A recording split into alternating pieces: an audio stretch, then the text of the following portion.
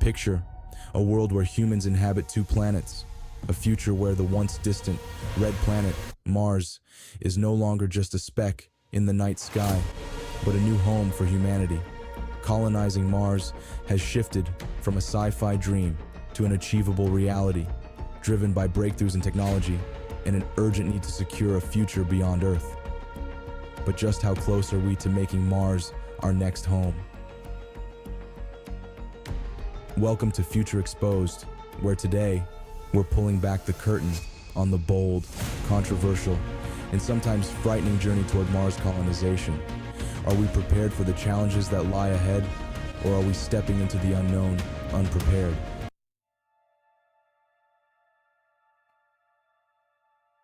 For as long as humanity has gazed at the stars, Mars has held a particular allure, a planet similar yet alien, mysterious yet within reach.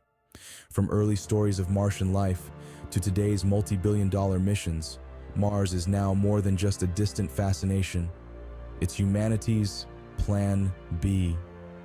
Many believe Mars could be our insurance policy, a safe haven if Earth's ecosystem collapses or if social conflicts escalate to unmanageable levels.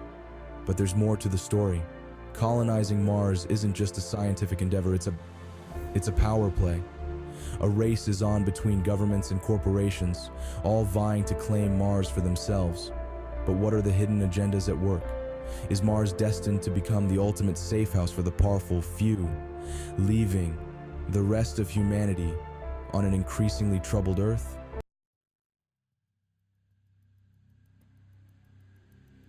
The road to Mars isn't just paved with dreams. It's built on decades of technological advancements and space missions, each laying the groundwork for the eventual leap to interplanetary colonization. NASA's Perseverance rover, for instance, isn't only scanning for ancient Martian life, but also testing a breakthrough technology that can convert the Martian atmosphere into oxygen. This is no small feat. It's one of the fundamental steps towards supporting human life on Mars. But what many don't know is that each experiment holds risks that could backfire, with potential to disrupt Mars's delicate environment or even alter its chemical composition in unforeseen ways. Are we willing to take such risks for the possibility of a second home? SpaceX's Starship, the world's first fully reusable spacecraft, is set to be humanity's shuttle to Mars. But Starship is also a game changer in other ways, with an ambitious plan to send 1 million people to Mars over the coming decades. SpaceX's vision could lead to the first privately controlled society on another planet, free from the oversight of any earthly government. While this may sound thrilling, the lack of regulation raises troubling questions. Could a Martian colony be the ultimate corporate dystopia, where life is governed by private interests rather than democratic principles?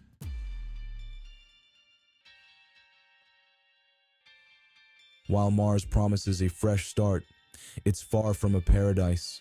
Its barren landscapes, brutal weather, and harsh radiation make it one of the most unforgiving places imaginable. Living there won't just be difficult, it could be a never-ending battle for survival.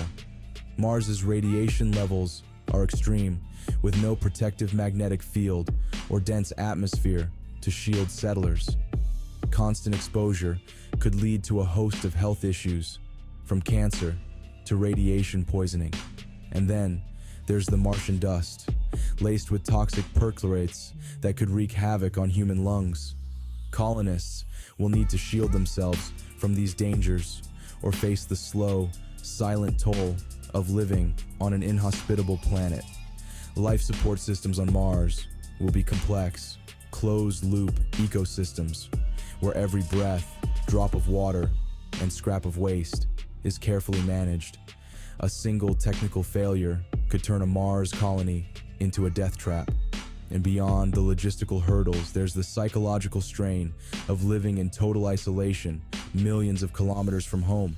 Studies show that long-term confinement can lead to anxiety, depression, and even psychological breakdown. Are we really ready for the mental toll of such isolation?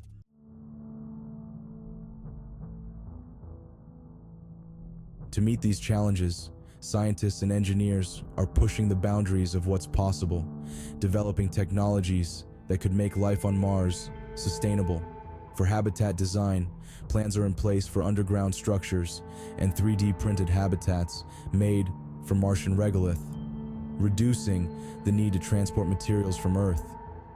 This approach could make Mars settlements more durable, but it also raises ethical questions. Will these habitats forever alter the Martian landscape? What impact will mining for resources have on the fragile environment of our neighboring planet? Life support systems are undergoing a revolutionary transformation, with closed-loop systems that recycle water, produce oxygen, and manage waste. Plants could be grown hydroponically, creating a mini ecosystem within Mars habitats. But there's a catch. These systems are incredibly delicate. Any malfunction could compromise the entire colony. And the concept of terraforming Mars remains an ambitious, yet remote, vision. Creating Earth-like conditions on Mars could take centuries or longer, if it's even possible. Would humanity be willing to wait that long for a truly habitable Mars?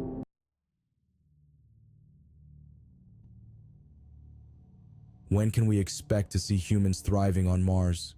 Experts predict that robotic exploration will continue through the 2020s, with SpaceX and other agencies pushing for crewed missions by the end of the decade. But these first missions will likely be short-term, research-based stays, not the permanent colonies we envision. By the 2030s, we may establish outposts capable of supporting human life, but they'll likely resemble Antarctic research stations, bare bones, isolated, and highly dependent on Earth for supplies. Only by the 2040s might we see true Martian settlements with infrastructure to support a growing population. But is this timeline realistic, or are we underestimating the time and resources required? And if Mars becomes a second Earth, who gets to decide who can live there?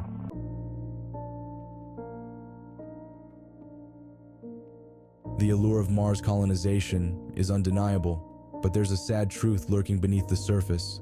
A Mars colony would likely start as a corporate-controlled environment where settlers live and work under strict rules dictated by the company, providing them with essentials like air, food, and water.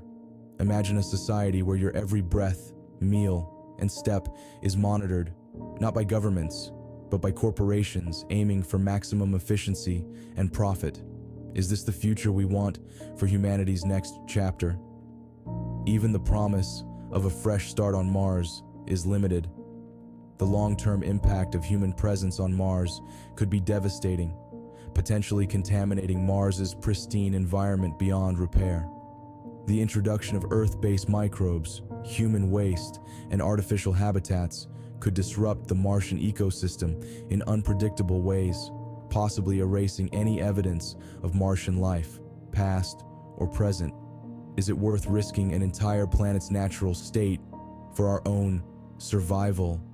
And if Mars colonies succeed, will we repeat Earth's mistakes, exploiting and exhausting another world until it too becomes uninhabitable?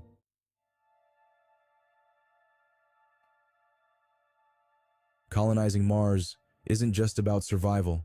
It's about the choices we make and the legacy we leave. This isn't only about science and technology. It's about ethics, power, and humanity's responsibility to the universe. Will Mars colonization fulfill our dream of becoming a multi-planetary species? Or will it become a nightmare where we repeat the same mistakes that threaten Earth? The stakes couldn't be higher.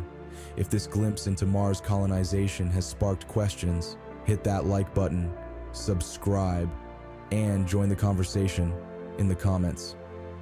This isn't just science fiction, it's a reality unfolding in our lifetime. Stay tuned to Future Exposed for more investigations into the forces shaping our future. Remember, Mars may hold our future, but only if we're prepared to face the truth about what it really takes to live on another planet.